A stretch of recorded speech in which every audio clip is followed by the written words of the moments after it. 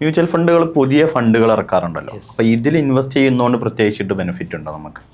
Okay, NFO അതായത് new fund offer. ഇത് NFOയും IPO തമ്മിൽ നല്ല വ്യത്യാസമുണ്ട് കേട്ടോ. NFO നമുക്ക് 2 രീതിയിൽ നമുക്ക് കാണാൻ പറ്റും. അതായത് ഇപ്പം ആ പർട്ടിക്കുലർ NFO എന്ന് പറയുന്ന ഒരു പ്രത്യേക തരം സ്കീമുകളോ അല്ലെങ്കിൽ ഇതുവരെ മാർക്കറ്റിൽ ഇല്ലാത്ത തീമുകളോ കാര്യങ്ങളാണെന്നുണ്ടെങ്കിൽ അഫ്കോഴ്സ് അതിൽ ഇൻവെസ്റ്റ് ചെയ്യുന്നതുകൊണ്ട് ഒരു പക്ഷേ ഗുണങ്ങൾ ഉണ്ടായേക്കാം. അതായത് ഇപ്പം റീസെൻ്റ് ആയിട്ട് ICICI ഇന്നോവേറ്റീവ് ഫണ്ട് വന്നു, അത്യാവശ്യം നല്ല രീതിയിൽ പെർഫോമൻസ് ഉണ്ട്. അതുപോലെ ഒരു ടൂറിസം മേഖലയിലേക്കുള്ള ഇൻവെസ്റ്റ്മെൻറ്റ്, അതുപോലെ കൺസംഷൻ റിലേറ്റഡ് ആയിട്ട് അതൊന്നും ഇതുവരെ ഇല്ലാത്ത തരം മ്യൂച്വൽ ഫണ്ട് സ്കീമുകളാണ് അവർ കൊണ്ടുവരുന്നത്.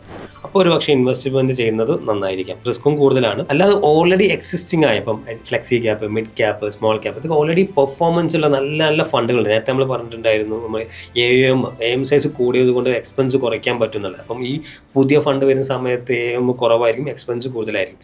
അപ്പോൾ എക്സിസ്റ്റിംഗ് ഉള്ള സ്കീമുകൾക്ക് NFO ഒഴിവാക്കുന്നത് നന്നായിരിക്കാം. പുതിയ ഇന്നോവേറ്റീവ് ആയിട്ടുള്ളതാണെങ്കിൽ NFO നല്ലതാണ്.